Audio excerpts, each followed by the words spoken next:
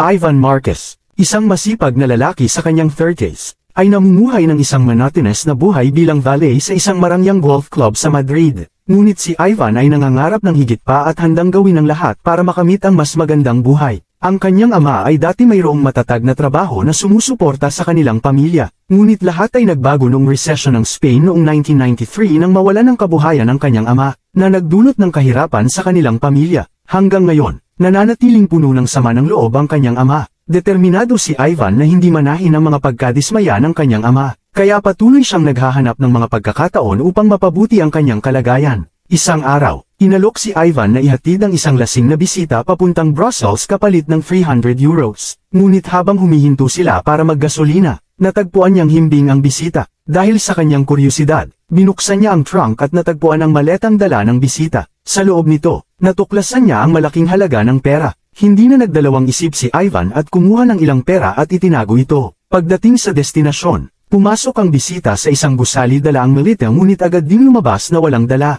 Lalong pinukaw ang kuryosidad ni Ivan. Pagkatapos siyang bayaran ng bisita at umalis, nagpasya si Ivan na pumasok sa gusali. Sa loob, nakilala niya ang isang babaeng nagngangalang Ann. Pinaikot ni Ivan ang istorya. Sinasabing kaya niyang gampanan ang trabaho ng mas mahusay kaysa sa bisita. Ngunit hindi niya alam ang tunay na kalakaran ng kanilang negosyo. Sinabi niya kay Ann na ninakawan sila ng bisita. At nang umalis ito para tingnan ang halagang natanggap nila, napansin nilang kulang nga ang ilang pera. Nang bumalik si Ann, nag-alok siya kay Ivan ng hindi inaasahang trabaho bilang surir kapalit ng malaking halaga, £10,000 kada biyahe. Ngunit hindi ito pangkaraniwang trabaho bilang surir. Si Ann at ang kanyang asawa, si Francois, ay nagpapatakbo ng isang lihim na organisasyon sa pag-traffic ng pera. Tumutulong sila sa mga tiwaling individual, kabilang na ang mga negosyante at politiko, sa paglipat ng mga nakaw na pondo sa pagitan ng mga bansa sa pamamagitan ng peking mga transaksyon. Ang mga aliado nila sa buong bansa ang nagpapadali ng kanilang operasyon, at bawat kalahok ay nakakatanggap ng 3% mula sa nalabang pera.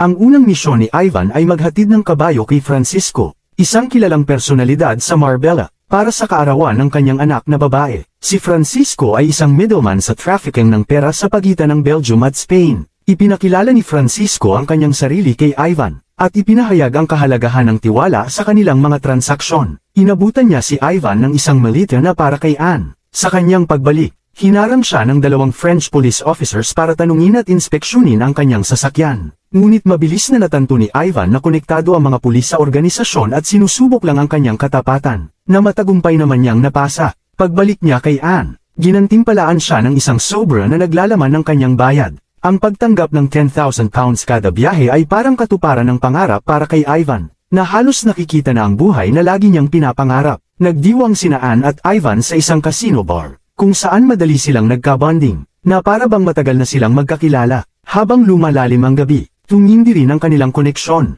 na nauwi sa isang maselang sandali. Sa isa sa kanyang mga biyahe, nakita ni Francisco si Ivan na nakikipag-usap kay Leticia. Dahil napansin ni Francisco ang interes ni Ivan sa kanyang anak, binalaan niya ito na lumayo at mag-focus na lang sa kanilang negosyo. Pagbalik ni Ivan, nakipagkita siya kay Ann sa isang hotel-restaurant.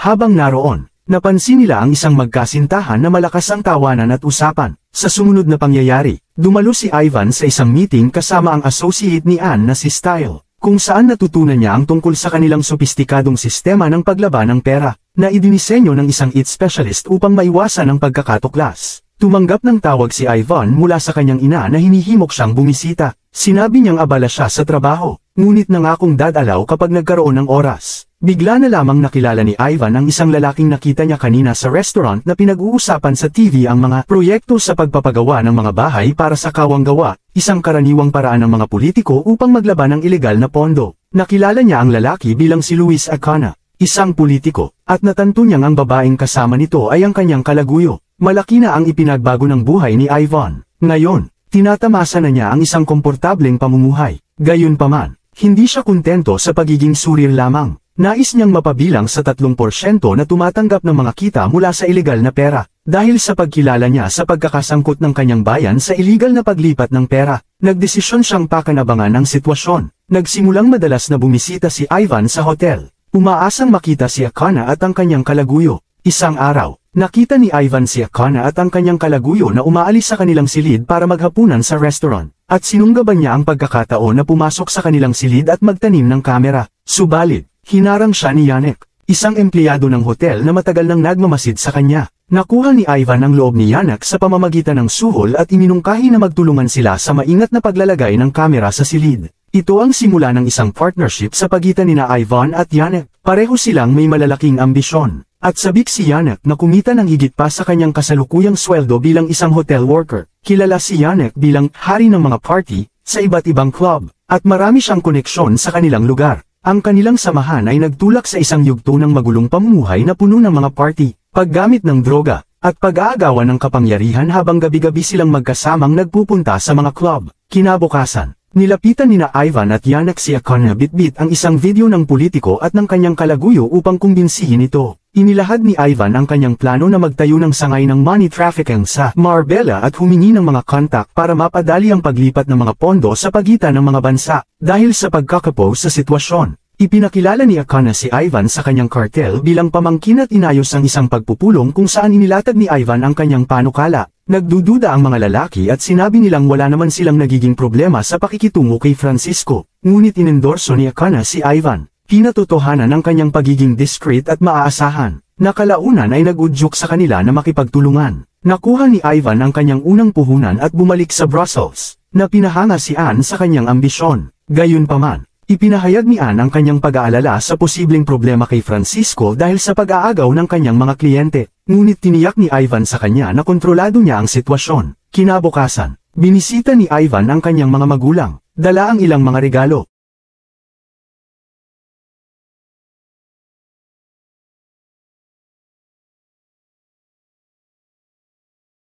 Nang tanungin siya ng kanyang ama tungkol sa uri ng kanyang trabaho, malabo ang sagot ni Ivan. Sinasabing nagtatrabaho siya bilang surir at iniiwasan ang karagdagang paliwanag. Ipinahayag ng kanyang ama ang pagkadismaya, na nagdulot ng isang mainit na pagtatalo. Ipinagtanggol ni Ivan ang kanyang trabaho. Iginiit na hanggat hindi siya nauuwi sa pagiging miserable tulad ng kanyang ama, hindi mahalaga ang detalye ng kanyang trabaho. Ang kanyang pagsabog ng galit ay nakasakit sa damdamin ng kanyang ama. Pinatindi ang tensyon hanggang sa mamagitan ng kanyang ina. Pagkaraan, muling nakipagkita si Ivan sa kanyang mga kaibigan. Masayang binati ang isa't isa at nagkumustahan tungkol sa kanilang mga pinakabagong gawain. Napag-usapan nila ang kanilang mga negosyo, at isiniwalat ng mga kaibigan ni Ivan na sila'y bumibili at nagre-renovate ng mga lumang ari-arian para muling ibenta, na nagbigay ng kasiyahan kay Ivan. Punong-puno ng sigla at kumpiyansa, nagsimulang i-promote ni Ivan ang kanilang serbisyo sa mga potensyal na kliyente sa Marbella, na ikinagalit ni Francisco. Habang nag-uusap si Ivan at Leticia, biglang sumulpot si Francisco at hinarap si Ivan tungkol sa pag-agaw ng kanyang mga kliyente.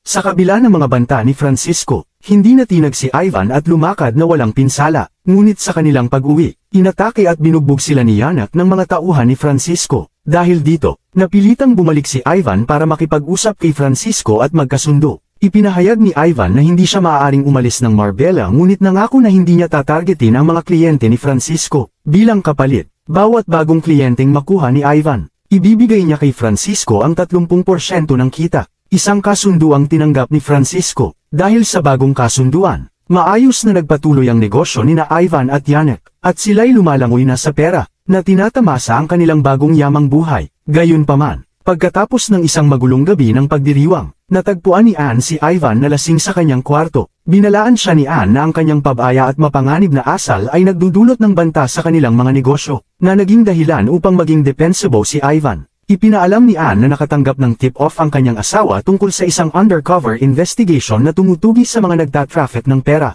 at pinayuhan siyang mag-ingat. Sa kanilang pagpunta sa Central Market Party ng gabing iyon, napansin ni Ivan ang isang sasakyan na sumusunod sa kanila, ngunit binaliwala ito ni Janek. Sinasabing dala lang yun ng paranoia mula sa babala ni Anne. Hindi nila alam na matagal nang sinusubaybayan ng Financial at Fiscal Crimes Unit sina Francisco at Akana. Nang dumating sina Ivan sa Marbella, pati na rin ang sinumang malapit sa kanila, naging mga suspect din. Sa party, masayang binati ni Akana si Ivan at ipinakilala siya sa ilang mga maimpluwensyang tao. Nakita rin ni Ivan si Leticia sa event at niyaya niya itong lumabas. Ngunit tumawa lang si Leticia. Alam ang magiging reaksyon ng kanyang ama. Gayunpaman, ibinigay pa rin ni Leticia ang kanyang numero kay Ivan. Habang papalabas na sila ng party, nakita nila ang mga lalaking kanina pa sumusunod sa kanila sa parking lot. Nilapitan sila ni Ivan at hiniling na dalhin siya sa kanilang boss. Sumunod ang mga lalaki, at nang makarating sila sa himpilan, nakipagkita sila kay Inspector Roig. Tinanong ni Ivan kung bakit sila sinusubaybayan. Ibinunyag ni Inspector Roig na iniimbestigahan niya sina Francisco at Akana, at napansin ang kanilang koneksyon kay Ivan at Janek, kaya't sila ay isinailalim sa surveillance. Inalok ni Roig ng kalayaan sina Ivan at Janek kung makakatulong sila sa pagdiin kina Francisco at Akana. Nagkunwari si Ivan na walang alam. Sinasabing sila'y mga surir lamang at hindi alam ang detalye ng kanilang mga dinadala. Gayunpaman, binalaan sila ni Inspector Roig ng matinding kaparusahan na haharapin nila kung sila'y mahuhuli, at hinimok silang magbigay ng impormasyon upang matiyak ang kanilang kaligtasan. Habang palabas, pinag-isipan ni Ivan ang alok at itinuring itong favorable. Iniisip na mapapasa kanila na ang negosyo oras na makulong si Francisco. Si Janek ay lalong naging balisa sa posibilidad na makulong. Ngunit pinapakalma siya ni Ivan. Sinasabing gagawa siya ng paraan para maiwasan ito, kahit pa mangangailangan ng malaking halaga. Nagsagawa si Ivan ng plano kung saan magbabakasyon silang dalawa ni Janek sa magkahiwalay na mga bansa. Sa ganitong paraan, kapag naaresto sina Escamez at Ana, may alibay sila para sa kanilang pagkawala. Habang papunta sa paliparan, tinawagan ni Ivan si Leticia at inimbitahan siyang sumama sa biyahe patungong Paris, na agad nitong tinanggap. Habang nasa eroplano, masaya nilang pinagsamahan ng oras sa isa't isa. Pagdating nila sa Paris, tumawag si Escamez kay Leticia, hinihinging bumalik siya agad sa Espanya. Tumayo si Leticia sa kanyang desisyon at sinabing sapat na ang kanyang edad para gumawa ng sariling desisyon,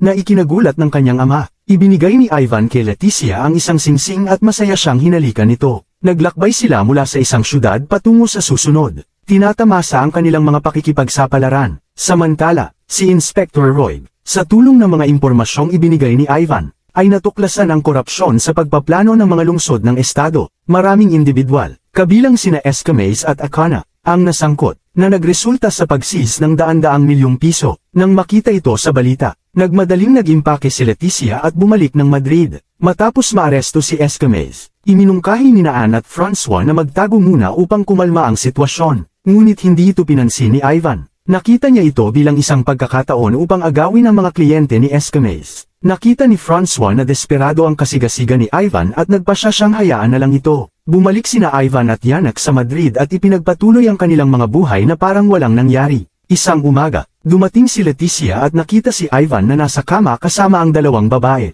Galit na galit, itinapon ni Leticia ang singsing sa kanya at umalis. Sa mismong sandali, tumawag ang kanyang ina upang ipaalam na pumanaw na ang kanyang ama. Lubos na nataman ng pagsisisi dahil hindi siya nakasama bago pumanaw ang ama. Bumalik si Ivan sa kanilang bahay. Ngayon, siya'y wala ng pera at nagluluksa. Dahil sa pagsisiwalat ng korupsyon sa pagpaplano ng lungsod, bumagsak ang ekonomiya ng Espanya sa isang matinding recession. Kaya't napilitan si Ivan na manatili sa Madrid kasama ang kanyang ina. Isang gabi, habang kasama ang mga kaibigan, napansin ni Ivan ang ilang mga Tsinong lalaki na may ginagawang palitan. Kaya't sinundan niya sila. Iniisip na maaaring may negosyo doon. Gayunpaman, agad siyang nadiskubre ng isa sa mga lalaki na sumire ng kanyang windshield at binyantaan siyang lumayo. Hindi inalintana ni Ivan ang babala at patuloy na sinundan ang mga ito. Nagdesisyon si Ivan na bisitahin si Akana sa bilangguan upang ibahagi ang kanyang mga obserbasyon. Umaasang makakatulong ito. Ibinunyag ni Akana na ang mga lalaking nakita ni Ivan ay nagtatrabaho para kay Yao Ming, isang pinuno ng sindikato ng money trafficking. Sinabi rin ni Akana na si Yao ay gumagamit ng mga tradisyonal na pamamaraan para magpuslit ng pera at naniniwalang kung maya-alok ni Ivan ang mas magandang sistema, magugustuhan ito ni Yao. Bago umalis si Ivan, pinaalalahanan siya ni Akana na huwag kalimutan ang kanilang dating ugnayan. Maya-maya, nakipagkita si Ivan kay Anne sa Geneva upang pag-usapan ang sitwasyon kaugnay kay Yao Ming. Binalaan siya ni Anne na mapanganib ang paggalaw ng pera sa panahong yon. Ngunit tiwala si Ivan sa kanyang plano. Sa kabutihang palad, nagtagumpay si Ivan na makuha ang tiwala ni Yao. Kaya't muli siyang bumalik sa negosyo. Muling tinatamasa ang marangyang pamumuhay, na hindi alam na malapit na itong magwakas. Isang araw, habang kumakain ng hapunan kasama si Anne, nagulat sila nang makita si Escamez na pumasok sa restaurant. Ipinahayag ni Escamez ang pagkadismaya dahil hindi siya dinalaw ni Ivan habang siya'y nakakulong, at pinaratangan siya ng pagtataksil. Ilang araw pagkatapos nito, natuklasan ni Anne sa isang pahayagan na sina Staffel at Francois ay nag-leak ng buong listahan ng kanilang mga sekreto. kasama ang mga pangalan ng kanilang mga kliyente, at tumakas kasama ang lahat ng pera. Napagtanto nilang sila ay nasa panganib, kaya't mabilis silang nag-impake ni Ivan upang tumakas. Habang papatakas sila, hinabol sila ng pulisya, ngunit nagawa nilang makatakas. Gayunpaman, sila'y pinagtaksilan at nahuli ng mga tauhan ni Yao Ming. Hinarap sila ni Yao. Isiniwalat na tinutugis na rin siya ng pulisya, at hinihingi ang nalalaman ni Ivan. Iginiit ni Ivan na wala siyang ibinigay na impormasyon sa mga awtoridad at hindi niya isusumbong kahit mahuli siya. Ngunit, ayaw makipagsapalaran ni Yao kaya't iniutos niyang patayin sila. Sa desperasyon, nagmungkahi si Ivan ng isang kasunduan. Pinaalalahanan niya si Yao na mayroon pa siyang malaking halaga ng maruming pera na maaaring matuklasan ng pulisya. Iminungkahi ni Ivan na ilipat ang pera kasama siya sa isang shipment. Tinitiyak kay Yao na kung mahuli siya, tatanggapin niya ang lahat ng kaparusahan ng hindi isinusumbong ang kahit sino. Matagumpay na naihatid ni Ivan ang pera sa Hong Kong at natanggap ang kanyang 3% cut. Nagdesisyon siyang magdiwang sa isang club, ngunit natigil ang kasiyahan nang dumating ang mga pulis ng Hong Kong sakay ng helicopter. Inaaresto siya at ibinibigay sa Financial at Fiscal Crimes Unit, sa isang desperadong pagtatangka upang mapabuti ang kanyang kalagayan. Sinubukan ni Ivan na suhulan si Inspector Roy ng €1,000,000, ngunit tinanggihan siya nito at pinagtawanan ang kanyang kamangmangan. Habang dinadala siya sa kanyang selda, nakita ni Ivan si Ann na palabas ng istasyon. Ikinagulat niyang ibinunyag ng unit ang kanyang kinaroroonan kapalit ng kalayaan ni Ann. Habang nakakulong, natutunan ni Ivan mula sa balita na maraming mga tiwaling opisyal ng gobyerno at mga trafficker ng pera, kabilang si Yao Ming, ang naaresto, kasama ang buong sindikato nito. Sa kanyang pagninilay sa kanyang mga pinagdaanan, napagtanto ni Ivan ang masakit na katotohanan na ang pera, lalo na ang maruming pera, ay parang isang virus na mahirap tanggalin kapag ito'y kumapit.